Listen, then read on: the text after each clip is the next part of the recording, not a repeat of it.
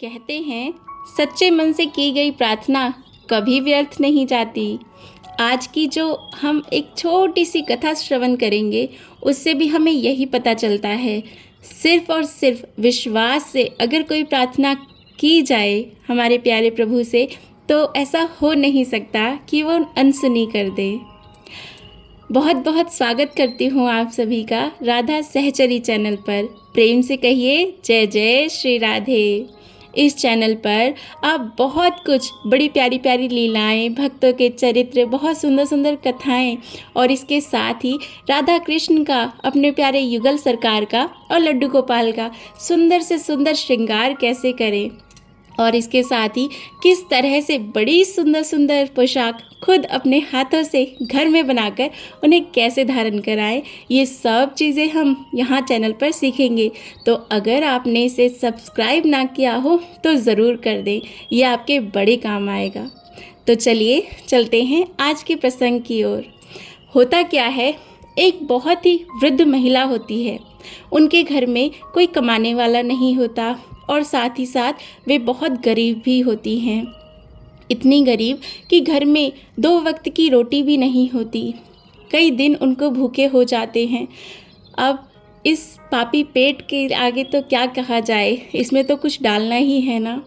तो उन्हें बड़ी भूख लगी। वे घर से निकली, एक सब्ज़ी वाले के पास गई और वहाँ जाकर उससे प्रार्थना करने लगी कि हे भैया, मैंने कई दिनों से कुछ बनाया नहीं है, बड़ी भूख लगी है, कृपया करके मुझे थोड़ी सब्ज़ी दे दो। उसकी ऐसी बात सुनकर दुकानदार बोला, जा जा, तेरे जैसे बहुत आते हैं रोज़ यहाँ पर, जब भाग जाए यहाँ से, दुकानदारी का समय है अभी। वो बेचारी सकुचा गई, फिर भी बोली, भैया कृपया करे मुझे कुछ सब्ज़ी दे दे, मैंने कई दिनों से कुछ नहीं खाया है। उसके बार बार आग्रह को सुनकर दुकानदार खींच गया और बोला, देख, अगर तेरे पास कुछ ऐसा है जिसकी कोई कीमत है तो तू उसे मेरे तराजू पर रख दे, मैं उसके बराबर का तुझे सामान दे दूँगा, सब्ज़ी दे दूँगा या जो तू कहेगी वो दे दूँगा, लेकिन फोकट में मैं तुझे कुछ नहीं दूँगा, जब भाग जाए यहाँ से। अब वो बेचारी महिला कुछ सोच में पड़ गई, क्योंकि उसके पास तो ऐसा कुछ भी नहीं था जिसकी कोई कीमत हो, जिसे वो दे सके। फिर सोचते सोचते जाने उसे क्या सूझा, एक मुड़ा तुड़ा कागज़ का टुकड़ा वह अपना निकालती है और उस पर कुछ लिखकर उस तराजू पर रख देती है जो दुकानदार ने उसके आगे किया था। दुकानदार ये देखकर हंसने लगा और मजाक बनाते हुए उसकी हंसी वो झलक रही थी। फिर भी वह सोचा, चलो थोड़ी सब्ज़ी रखता हूँ इस कागज़ के टुकड़े के बदले, इसमें कितना वज़न है। लेकिन आश्चर्य क्या हुआ कि वह कागज़ का जो टुकड़ा जिस पलड़े में रखा था वो पलड़ा तो नीचे ही रह गया, ऊपर उठा ही नहीं। तो सब्ज़ी वाले ने क्या किया, और सब्ज़ी उसके अंदर रखी। लेकिन ये क्या, सब्ज़ी का पलड़ा ऊपर ही ऊपर है और कागज़ का पलड़ा नीचे ही है। अब ये क्या, वो तो उठ ही नहीं रहा और उठेगा नहीं तो बराबर कैसे होगा, है ना। तंग आकर उस दुकानदार ने उस कागज़ को उठाकर पढ़ना शुरू किया और वह हैरान रह गया। क्यों हैरान हुआ, क्योंकि उस कागज़ पर लिखा था, क्या लिखा था, उस पर लिखा था कि परमात्मा आप सर्वज्ञ हो, अब सब कुछ तुम्हारे ही हाथ में है। बस बुढ़िया माई की यह छोटी सी प्रार्थना उस दुकानदार पर भारी पड़ गई। दुकानदार को अपनी आंखों पर यकीन नहीं हो रहा था। उसने वो सब्ज़ी तो उस बुढ़िया माई को दे दी और उसको विदा कर दिया, लेकिन बड़े आश्चर्य में वहाँ बैठे बैठे वह सोचने लगा कि ये क्या था, ये कैसा आश्चर्य, ये कैसी प्रभु की लीला। वहीं पर एक सज्जन और खड़े थे जो ये सब कुछ देख रहे थे। वो उस दुकानदार के पास आए और उससे बोले, भैया देखो, केवल परमात्मा ही जानते हैं कि प्रार्थना का क्या मोल होता है। अभी की ही बात देखो, वो महिला, वो वृद्धा माता आपसे कितनी प्रार्थना कर रही थी थोड़ी सी सब्ज़ी पाने के लिए, लेकिन आपने सब्ज़ी तो नहीं दी बल्कि दुत्कार और दिया।